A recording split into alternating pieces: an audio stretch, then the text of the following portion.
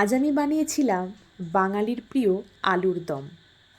আর হ্যাঁ, সেটা যদি হয় এই বর্ষার মরশুমে, তাহলে তো কোনো কথাই নেই।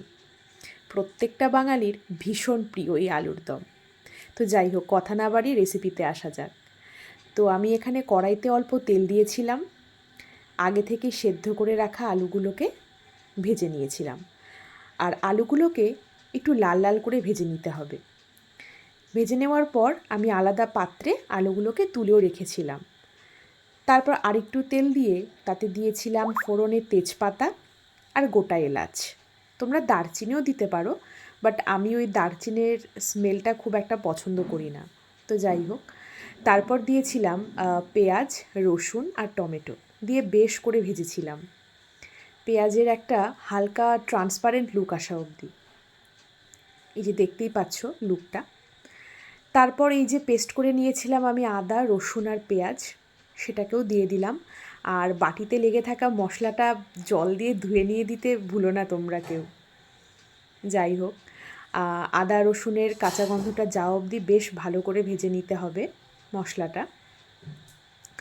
আর আমি এখানে জিরে বাটা ইউজ করেছিলাম এই 2 চামচের মতো। তোমরা চাইলে জিরে গুঁড়ো ইউজ করতে পারো। আর এখানে দেখতে পাচ্ছ এটা হচ্ছে লঙ্কা বাটা, সেটাও দিয়েছিলাম। তোমরা লঙ্কা গুঁড়ো ইউজ করতে পারো।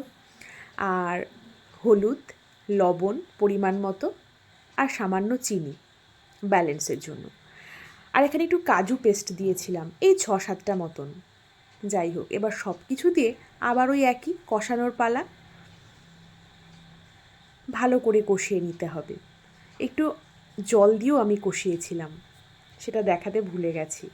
যাই হোক, অনেকটা তেল ছেড়ে এসেছে।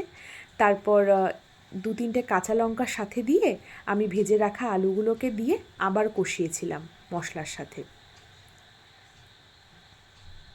আর আমি এখানে একটু ঢাকাও দিয়েছিলাম, সেটা আমি ক্লিপিংসটা নিতে ভুলে গেছি। যাই হোক, এই যে দেখো মশলাটা বেশ কষে গেছে। এবার আমি একটু কাসুরি মেথি অ্যাড করেছিলাম। ফ্লেভারটা দারুণ হয় কাসুরি মেথি, তোমরা একবার ট্রাই করে দেখতে পারো। আর এই যে এটা হচ্ছিল বিলেতি ধনেপাতা, তোমরা হয়তো সবাই চেনো, এটাও আমি দিয়েছিলাম এনহ্যান্স করার জন্যে টেস্টটা। তো এই যে আমার আলুর দম রেডি। কেমন লাগছে আলুর দম? লোভনীয় না? অবশ্যই ভীষণ টেস্টি। তোমরা সবাই বাড়িতে একবার করে ট্রাই করো আলুর দম। যাই হোক, তোমাদের যদি আমার রেসিপিটা ভালো লাগে, আমার চ্যানেলটা প্লিজ সাবস্ক্রাইব করে দিও। Thank you.